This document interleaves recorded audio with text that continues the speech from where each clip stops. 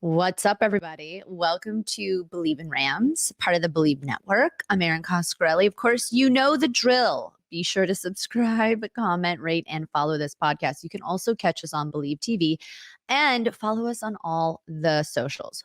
A lot to get to today. We have an amazing guest, as we always do, Michael Fabiano. He is the host of Believe in Fantasy Football with Lindsay Rhodes. He's the senior writer for Sports Illustrated. He does all things fantasy, but I also want to talk to him.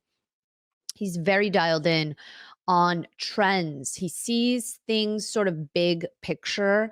What do these players tend to do, right? Puka had a huge season last year. Does he see him having maybe a sophomore slump? We're going to talk about all things the Rams need to do to win in that division. I'm going to ask him all kinds of questions in terms of the draft and what he sees from Matthew Stafford moving forward. So we're going to get a full Michael Fabiano pulse check on the Rams. A couple of things too, though. The Rams just wrapped up its first stretch of OTAs from Monday and Tuesday. They're going to be picking back up on Thursday, the 23rd, and again from the 28th through the 29th and the 31st. And then last bit, June 3rd through the 6th. Mandatory mini camp will begin June 10th through the 12th. So we've got a lot to get to. Season is really starting to ramp up. And let's get started with Michael Fabiano, shall we? I am so excited, you guys. We've got the host of Believe in Fantasy Football with Lindsay Rhodes, and of course, the senior writer for Sports Illustrated, my dear friend, former colleague, Michael Fabiano. Fabs, how are you? Thank you for jumping on. What's up, buddy? It's Believe has become like, where a lot of the NFL Network folks end up. It seems like every time Right? I'm looking at the lineup, I'm like, oh, there's Coscarelli. Oh, now I see Siciliano. Me and Rhodes are already. I mean, like it's ridiculous, but very cool. It Good to see is. your beautiful face. I haven't seen you in a while. You're looking I well, my know. friend. I know. Thank you, Fabs. It's so nice to see you. You were so kind to me at NFL Network, and you were always just a bevy of knowledge whenever I needed to ask fantasy football, help bail me out of my fantasy football hole. I would come to you. And honestly, yeah, Believe is great. It's funny. Like, give us a mic. We'll do anything. We'll want to talk about football all day long. And I am excited to talk about the Rams. I know obviously you know all things fantasy football when it comes to all 32 teams. Maybe we could talk a little bit more about the Rams, focus on the team. When you pull out big picture, you saw the draft. They always tend to hit very well in the draft. They've got some good guys last year, Puka, Kyron Williams. What's your feeling or your temperature for the Rams this season, right? Last year they went 10-7, they lost in the wild card, but how are you feeling about them now, 2024? Well, I mean, it's hard to pick them to win the division when you have the San Francisco 49ers in that same division. And Arizona's going to be better. Seattle's always going to be a contending team, although, no Pete Carroll. So it'll be interesting to see what that squad looks like. But certainly a team that, and they went through like a Jekyll and Hyde period last year. Remember, beginning of the year, they weren't that good. My beloved Dallas Cowboys beat their brains in Dallas. I don't know if you remember that. And then at some point during the course of the season, that light switch went on and they started to play better. Puka emerged as a superstar. I got to be honest with you. I don't know if I could ever remember a player coming out of nowhere and being a top 5 player at one of the most important positions of fantasy football. Like, that was crazy town. Like, no one saw that coming. Nobody. So they ended up, getting into the playoffs, and they obviously are a team that improved. A lot of folks didn't think the Rams were going to be a contending team last year. There was rumors before the season started that McVay wouldn't even come back, and then he decided to come back. And like you said, through the draft, they typically do very well. Kyron was not a high pick a couple years ago. Puka was a 5th round pick last year. They do very well, and so they lose Aaron Donald. Obviously, that's huge, but you hope that you can't replace him, but at least you can help to improve that defensive line and your ability to rush the passer through the draft. Well, and you said something that I think Rams folks are curious nervous, hesitant about, and you mentioned the 49ers. Did they do enough? I mean, I know we're still in May, and when we had Andrew Siciliano on last week, he said that, and I think that's very appropriate to say. A lot of this is speculation. Andrew. That's my Yeah. boy. I love Andrew. Another fellow Italian. I know. This like we got all these paisans on this. I mean, when are we going to start showing people how to make meatball lasagna? Like what are we doing? What's the deal? I make an amazing bolognese, by the way. I don't know if you eat pasta, but and you're Dude, all the when do way you in come? Florida. I'll ship you Well, some. what do you mean ship me? Ship yourself out here to Florida. It's beautiful here. I hear the weather has sucked in California ever since I left. It's terrible here. It's actually quite gloomy. But yes, back to the Los Angeles Rams. I think a lot of how do you feel the team will be able to compete in the division? Like you said, they have to face the 49ers every twice a year. I mean, that's not an Mhm. easy feat. Do you think they've done enough in May? In May, do you think they've done enough to compete? It's hard for me to foresee a team knocking the Niners off of that mantle right now. They're just so Mhm. good.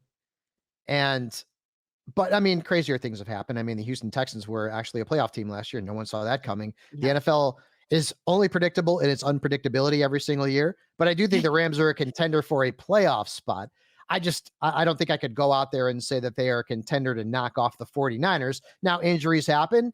If things roll the Rams' way and the Niners maybe lose a player here or there, I mean, could things occur? Yeah. You've also got Warren Sharp, who did a great look at the schedule and pointed out that the Niners maybe don't have the easiest schedule out there. And in terms of, did you see how so many teams have to play 3 games in 13 days or less this upcoming season? Like the NFL did not do the players any favors, and they certainly didn't do fantasy managers any favors with what the schedule is going to look like. But anything can happen. I just right here. I mean, I would say if you asked 100 analysts, 99 are going to say it'll be the Niners 1, and then maybe the Rams 2, Cardinals 3, and then Seahawks 4, or flip the Seahawks and the Cardinals. But I think the Cardinals, from a fantasy perspective, because you know that I look through everything through my rose-colored fantasy glasses, will be a very fantasy-friendly team. I just don't know if it's going to equate to wins this season. BetOnline is your number one source for all your summer sports this season, from MLB, golf, NBA, and NHL playoff stats. All the latest stats, news, and scores available to follow your favorite teams. Get the latest odds and lines, including the latest team matchups, player props, and odds on just about every sport out there. Head to the website today or use your mobile device to get in on the action. BetOnline, where the game starts.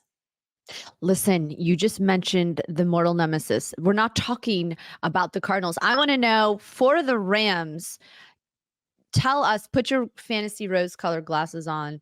Let's start with Stafford. He's 36 years old. I Mhm. think he ranked 11th last year in terms of passing yards. He had 24 passing touchdowns, also ranked 11th. He's kind of in the middle of the pack. Like I Mhm. mentioned, 36, having some issues with his contract, words coming out. Even McVay said he's not necessarily happy with his current contract at the moment. Where do you pick a guy like Stafford when it comes to fantasy? Let's start with him first. So he had a Jekyll and Hyde season in 2023. He was not great in the beginning of the year, first half, and then I don't know what happened, but he just went bananas, right? I mean, and he did What it did against happen? What do you everybody. I don't know. I mean, listen, I have no idea, but they just he was very productive, and he did it. If it was a good team or a bad team, like it didn't matter the matchup. He was very matchup proof, which Stafford, I mean, hasn't really been matchup proof in his career, maybe since Detroit. But Puka and Cup and Higby and Kyron. I mean, they've got some. They certainly have some weapons there, and that all benefited Stafford to the point where like he was a guy in the playoffs in fantasy you were starting like every week because he was just so good, and regardless of the matchup, he was putting up numbers. So Stafford. Now, did that elevate him back to QB1 status in fantasy? No. But is he a pretty solid QB2? Yeah, absolutely. He'll be a late round pick. But also, if you take the pulse of his second half, right? You mentioned Jekyll and Hyde. He probably would have been ranked a lot higher, considering, like you said, he was going bananas that second No part question. of the season. So Yep. interesting. Okay, so Stafford maybe not so much. What about the other guys on the roster? I mean, you mentioned Puka Nakua, who was what 177th pick overall in the Yeah, last and no, year's draft. It's nobody crazy. drafted him in fantasy, like unless it No, was dynasty or like a really deep league, or you just threw a dart at him. And I mean, he finished as the fourth best wide receiver in fantasy football. He finished with 100 more points than Cooper Cup. Like, if that doesn't tell that's you crazy. That's crazy. that the NFL is crazy town and unpredictable, like I Yeah. don't think anything will. Like CJ Stroud finished with more fantasy points than Patrick Mahomes, and Puka Nakua finished with more fantasy points than Cooper Cup. Reminds me of a line in Ghostbusters. You remember that line? Dog and cats living together, mass hysteria. It was insane. It was just a crazy. Don't tell me you haven't seen Ghostbusters. You've seen Ghostbusters, right? I have. I've seen all of them. Not the All most right, I recent was one, going to but I say have. Yeah. I haven't seen the most recent one yet either. But I will watch it. I'm waiting for it to come out and be free someplace because I don't want to pay for it. Anyways, and I did not watch that one with the four ladies. Nothing against that, but I watched about 10 minutes of it. I'm like, I'm out. Bill Murray's not in this. I'm out. Anyways, back to Puka. He was the sleeper of the year. He was the breakout of the year, and he was the best draft bargain of the year. And he was the waiver wire pickup of the year. He was everything. He was just so good. And I got to be honest with you. I've had this conversation with Lindsey Rhodes. I'm a little worried about Puka in year 2 because the expectations now are crazy high. Like, are we drafting Puka Nakua at the end of the first round based on his ceiling season? What if Cooper Kupp stays healthy, which he hasn't done in 2 years? But what if that happens? God forbid Stafford gets hurt. I mean, I know, Garoppolo's behind him, but that guy's been made of paper most of his career. Like, if Puka Nakua ended up being outside of the top 10 this year, would I be surprised? No. Now, if he finished out of the top 20, I'd be shocked. And maybe even out of the top 15, I'd be shocked. But Stafford had a great rapport with that kid, and he showed that he's got game and should have been drafted a hell of a lot higher in 2023. But Puka's going to be like an end of the first round, top of the second round pick in just about every single draft. Now, as for Kupp, I mean, he went from being like a top 3 wide receiver in rankings last season to probably being now in the 20s at wide receiver, like a wide receiver 2 type. And he's getting a little older, and the last 2 years he's been hurt. And he had the greatest season of all time from a fantasy perspective among wide receivers a few years ago. He was awesome. But unfortunately, Father Time catches up with all of us. And not that he's an old man, but he's just not considered young anymore in terms of football and the NFL wide receiver group. So he's going to end up being like one of those risk reward players that you'll draft as your low 2 or high 3, depending on how many teams are in your league. And then the other thing too is Kyren Williams. Now we heard the news about Kyren. I got to be honest with you, Coscarelli, I'm worried about Kyren Williams in fantasy.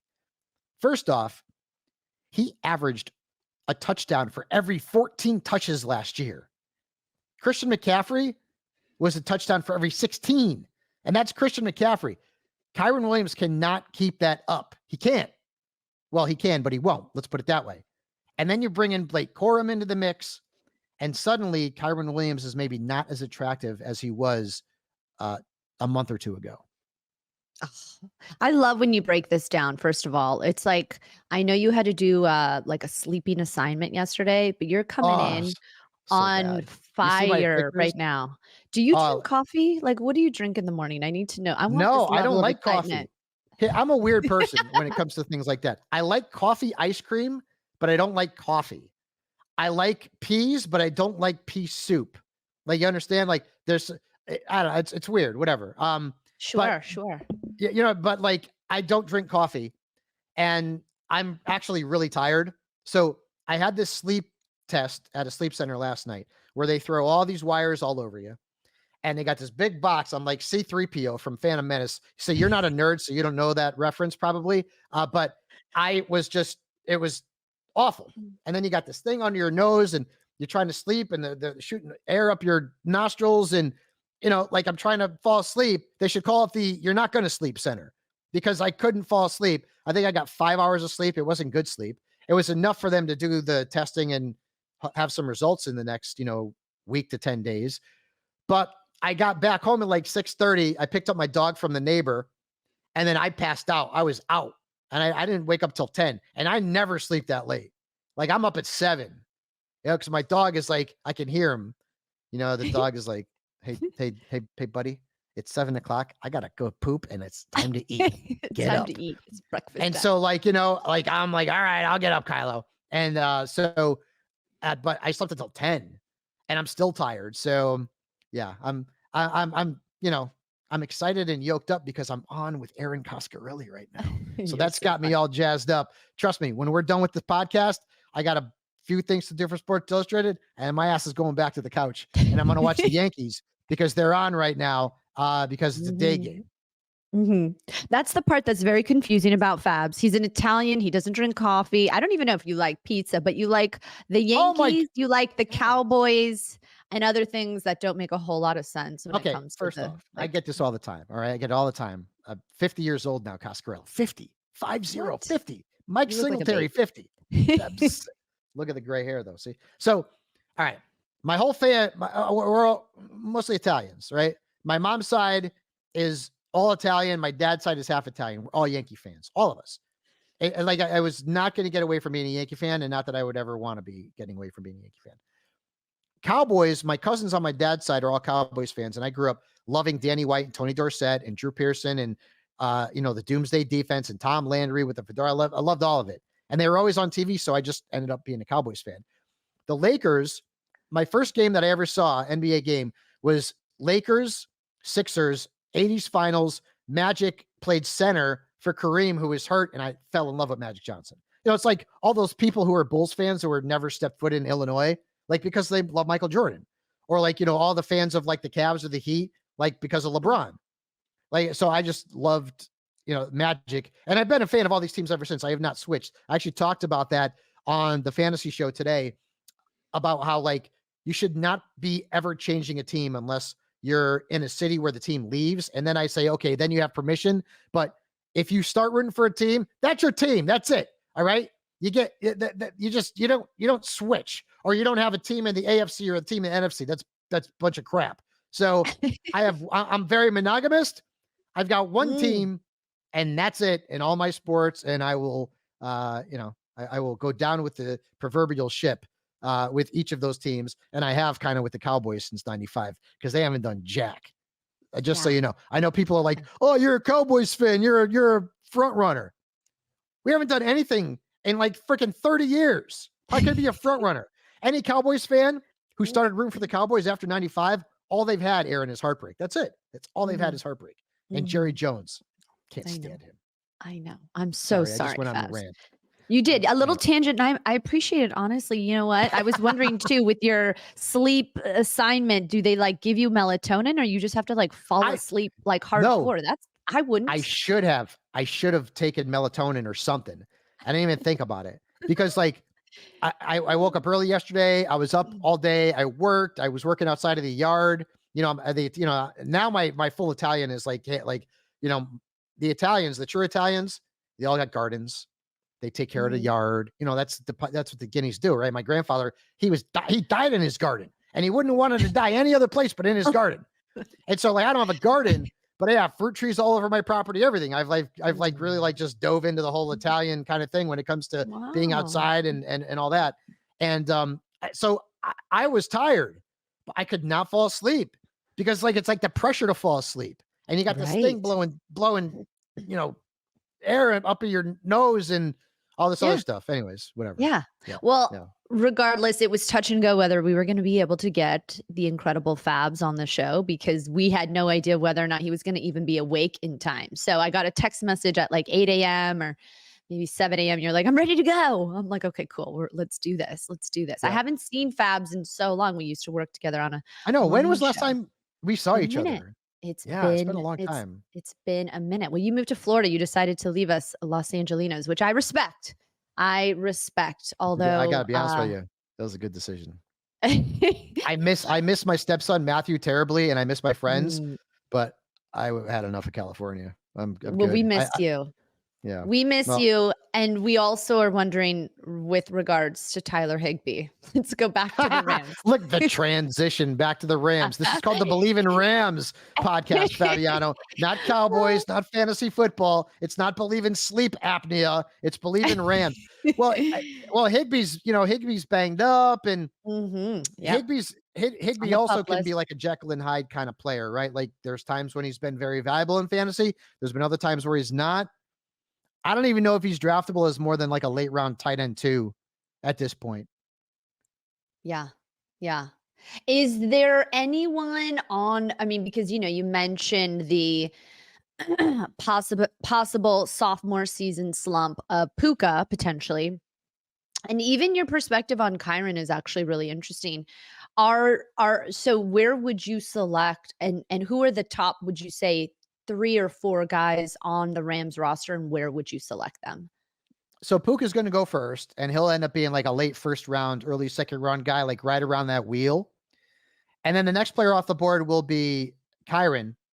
Although I would guess that because of like the news with the injury, even though, McVay has come out and said he's going to be fine for camp and all, but Kyren's not like been super, super durable. He missed games last year, and having to duplicate that, that touchdown per touch rate that's going to be hard to do. And now you got Blake Corum in there. So my guess is that Kyren's probably going to go in the second half of round 2. And I would say in earlier drafts where people just draft crazy early just because they're, lunatics, he was probably going end of round 1. That's going to drop now. I don't know that he'll fall into round 3, but I think you probably now start to see people pass on him a little bit in round 2 because they'd rather take somebody who doesn't come with that risk and, news coming out about him being injured. So definitely a top 24 pick, but maybe not a late first rounder, or maybe not even an early second rounder after the news comes out. And then after that, it's probably Cooper Kupp, and Cooper will probably be, I would guess, 5th round, somewhere in that ballpark, depending. Wide receivers are super valuable these days, like much more so than they were a decade ago. And so, maybe Cooper Kupp gets picked in round 4. I'd say somewhere in that ballpark, but he comes with risk. Not that he's not talented, because we know he is, but the dude's just had injury issues. And then after that, you're probably looking at Stafford and Blake Corum, and then Higbee late, if Higbee gets drafted at all. And Corum's going to end up being one of those players that will have that sleeper tag on him. And I've tagged him as a sleeper on Sports Illustrated. Why? Because you look for running backs who are playing behind starters who are either, a little long in the tooth or not durable. And I don't know that Kyren Williams is durable. And so in the scenario where Kyren Williams, who is already dealing with an injury, I know it's May 23rd, but already dealing with an injury, if that kid ends up missing time, Blake Corum will be pushed to the forefront, because last season the Rams didn't have a really good backup situation, right? It was like Ronnie Rivers and it was Zach Evans, like, that Royce Freeman. They didn't really have anybody that was great. They brought back Darrell Henderson, but like Blake Corum, young kid out of Michigan.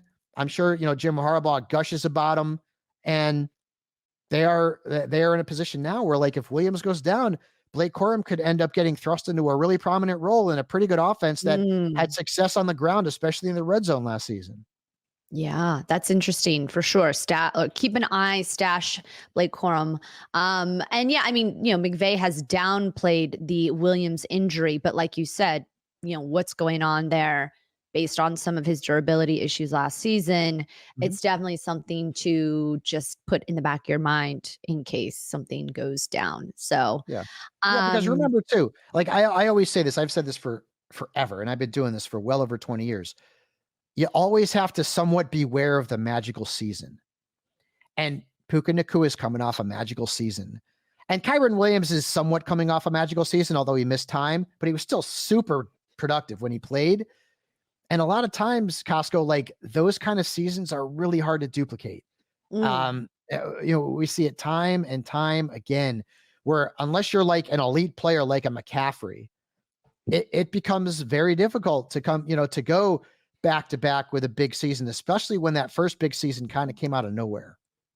Yeah. I mean, that's all that's why I love having you on is you're kind of looking ahead. Everybody wants to, oh wow, the shiny thing and think that it's going to be replicated the following season, but there's a lot of intricacies that could tie into Mhm. why that, magical story may not repeat itself. So, The only thing that is certain about the NFL is that the Cowboys will blow a playoff game and break every Cowboy fan's heart. That's the only thing that's guaranteed. yeah. That's the only thing Yeah. every year. Also Jets fans, not just Cowboy Well, fans, but I feel for Jets but fans. but see, here's the thing. Jets fans, you've got to know. You've got to know. Like, folks, it's been since what? I mean, Super Bowl 3 for crying out loud. Okay. Do you know that Joe Namath is the only quarterback in the history of that franchise to throw for 4,000 yards? The only one. They have been cursed with quarterbacks, the Jets. And I love this historical stuff, like this old school, like historical trends, data, all that. I dig it. Some people think it's stupid. I don't care. I love it. I think it's interesting. Think about the Jets. And again, this is the Believe in Rams podcast. But think about the Jets.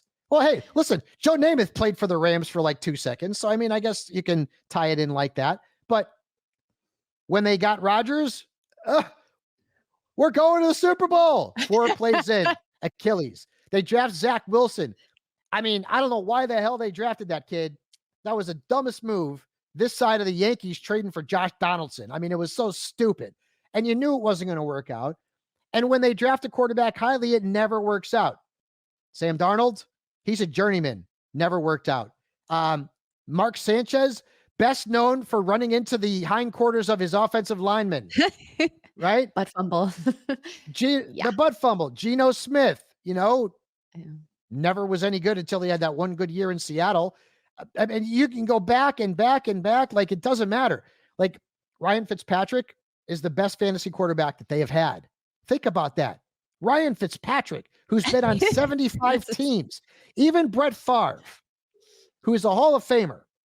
Brett Favre is arguably one of the greatest quarterbacks in the history of the National Football League. In 1 year with the Jets, had 22 touchdowns and 22 interceptions.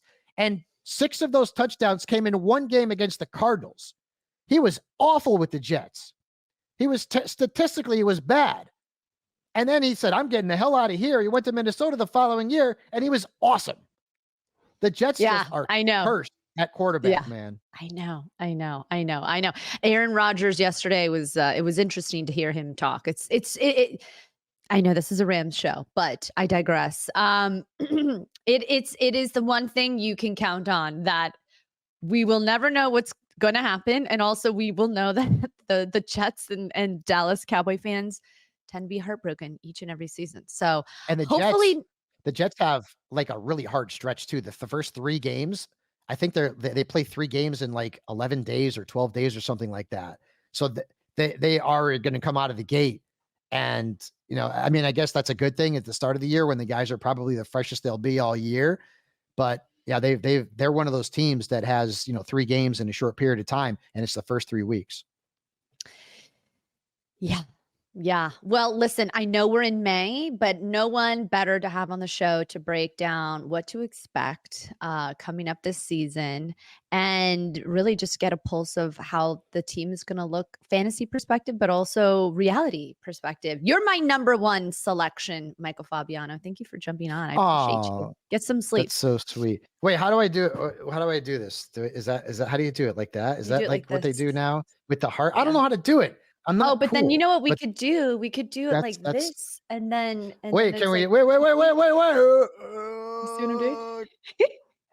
Look at that. It's close enough. How cute are It's close we? We're enough. so Florida. A couple of Italians. Yeah, that's right. Just Hey, talking shop. hey. All right. Hey. Hey, I love you so much. When you're in LA, give me a shout, and I hope the Rams deliver, especially Puka, because I think a lot of people eyeing him this season. So fingers crossed. Michael Fabiano, you're the best. Thank you again. All right, my friend. Take care.